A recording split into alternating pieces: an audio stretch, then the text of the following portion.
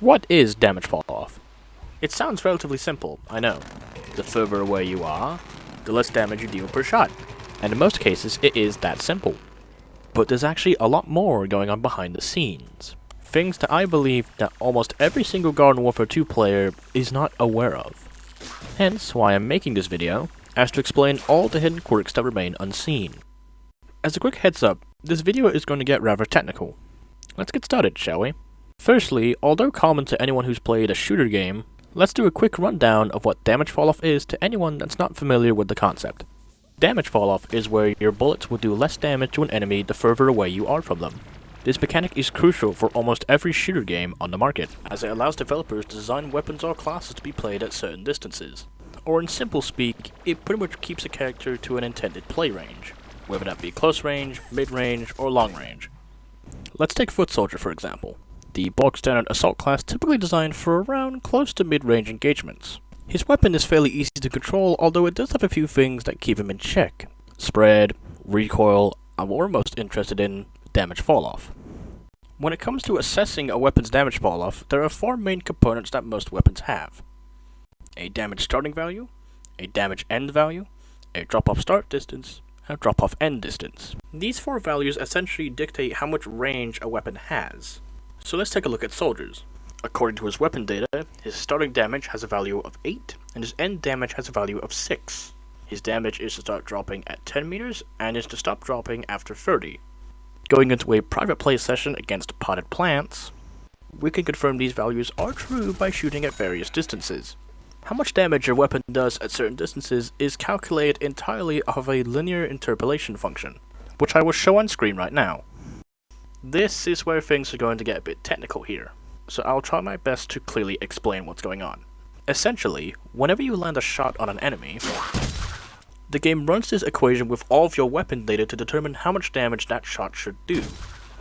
Taking Soldier as our example once again, let's fill in the equation.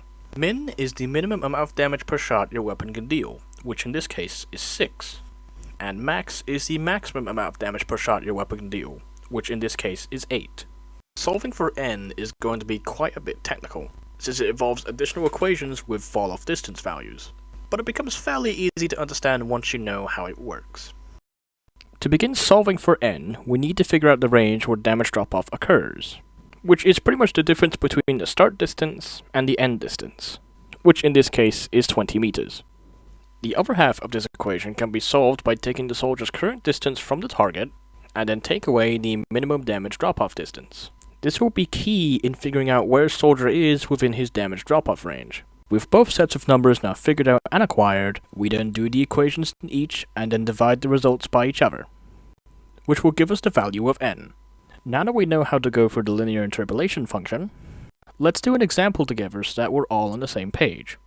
Let's say a soldier is standing about 20 meters away from a target, about halfway through his damage drop-off range. To start the process, we first put in what his current distance from the target is, which in meters is 20, then minus the minimum damage drop-off distance, which is 10 meters. This will give us 10 for the left side. The right side is much simpler, just the maximum distance minus the minimum distance, which is 20. We then do 10 divided by 20 to get 0.5. Going back to the linear interpolation function, we can start putting some values in. We know n to be 0.5, the minimum damage to be 6, and the maximum damage to be 8. Going from left to right, 0.5 times 6 is 3. 1 minus 0.5 equals 0.5, then times 8 equals 4. Then, we add the two numbers together and get a final result of 7. This is how much damage Soldier would do at about 20 meters away from his target. We can confirm this ourselves by using Flamecaster's stats site. Setting the dial in the top right corner of the screen to 20 meters, we can see that the final value is in fact 6.7 and not 7. Why is that? There's actually one more detail that we've missed that explains this strange phenomenon. That being the camera offset. The calculations we've all just done assume the damage drop-off is calculated from where your character is standing. However, because of the way the game was coded, by mistake, it actually calculates the damage drop-off from the camera's position, not from your character's position like expected. This offset can be between 3 to 4 meters depending on which character you're playing as. So using our example of Soldier from earlier, checking his statistics table on the stats site shows that he has a camera offset of just over 3 meters. This shifts his damage drop-off range by roughly the same value. So in order for Soldier to actually do the 7 damage like we initially calculated, he has to actually be closer to his target at only 16 meters away, as opposed to the 20 like we expected. This offset affects almost every single character in the game, which depending on who you're playing as, can have quite a severe consequence. Yeti Chomper in particular is especially affected by this camera offset, as even though his damage drop-off starts at 5 meters, because of the offset, it only starts at 2, which means unless you're physically touching your enemy, you will never be able to hit the full damage output of Yeti Chomper at all, and more often than not, you'll just be hitting the minimum amount instead. Thank you very much for watching. Apologies that this video took longer than expected to arrive, but I am happy that it is now finished and is now being watched by all of you. Depending on how much you enjoyed this video, I may make another video showcasing characters to operate with missile data, as well as figuring out why both Tank Commander and Scuba Soldier have an unusual curve in their damage drop-off. Thanks again for watching.